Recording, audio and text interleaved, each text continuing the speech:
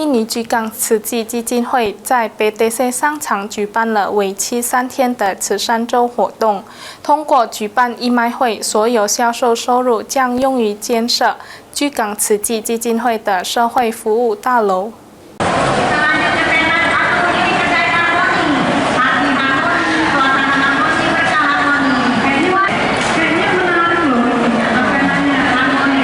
在居港 BTC 购物中心中厅可以看到多个摊位陈列着各类商品，包括日常用品及食品，甚至还有电子设备。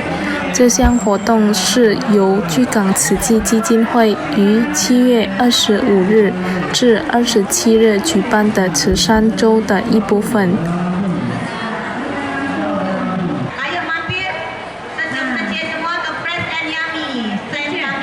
所有出售的商品都来自民众及捐赠者的爱心捐赠，销售所得将全部用于居港慈济基金会社会服务大楼的建设。居港慈济基金会副主席苏哈就表示，该大楼将用于开展各种社会公益活动，服务大众所需。20 kilo. Jadi kita bagi ada kita mengadakan satu kegiatan bazar amal itu selama 3 hari. Jadi kita mengajak para donatur yang ingin bersumbangsi dalam pekan amal ini. Nah, hasil dari pekan amal ini akan digunakan untuk pembangunan gedung kantor suci yang baru. 与此同时，慈善周活动筹委会主席 Anita 也提到，这次活动并未设定任何筹款金额目标，所有销售收入都将全部用于支持相关社会服务设施的建设。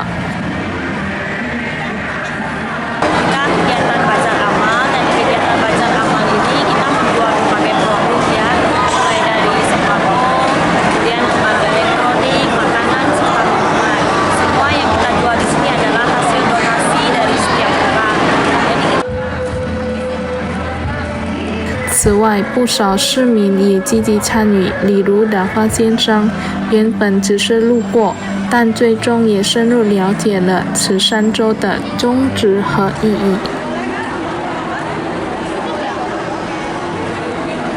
Pekan amal ini menjadi kita lebih tahu yang sebelumnya kita belum tahu apa itu Yayasan Suci, menjadi lebih kenal dekat dan kita bisa menggerakkan hati kita buat ikut juga menjadi bagian Buddha Suci.